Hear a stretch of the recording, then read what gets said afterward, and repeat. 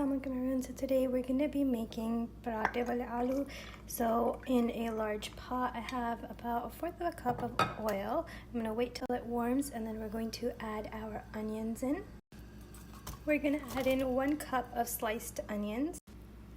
While the onions cook, I'm going to puree 1 can of whole peeled tomatoes. You want the peeled tomatoes because you don't want the skin of the tomatoes in your sauce. I added the 1 can into the blender and we are just going to blend. So 1 can of whole peeled tomatoes, I believe it's a 14.5 ounce can, gives you about 1.5 cups of pureed tomatoes. We're only going to use 1 cup of the pureed tomatoes, and we're going to pop it into this onion mixture after we brown and caramelize the onions.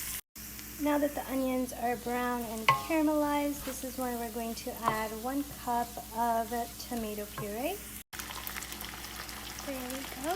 And mix it well and cook for 2 to 3 minutes. Now we're going to transfer to a blender and blend until it's a nice smooth puree.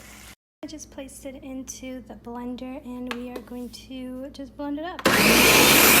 Now we added that puree back in and we are going to add our spice blend.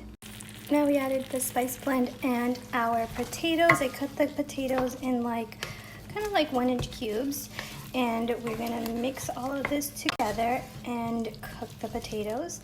I used 2 pretty medium to large russet potatoes. Roughly it should equal maybe like 3.5 cups.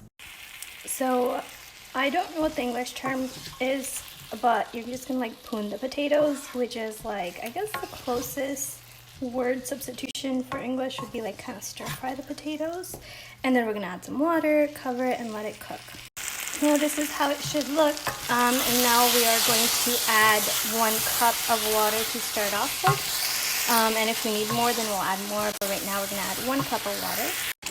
Okay, so we're going to add 1 more cup of water because the potatoes won't cook in it. So adding 1 more cup of water, so that's 2 cups of water in total. I'm gonna lower the heat to medium-low and then cover it and let it cook until the potatoes are fork tender. Now this is how it looks after we cooked it for about 20 minutes.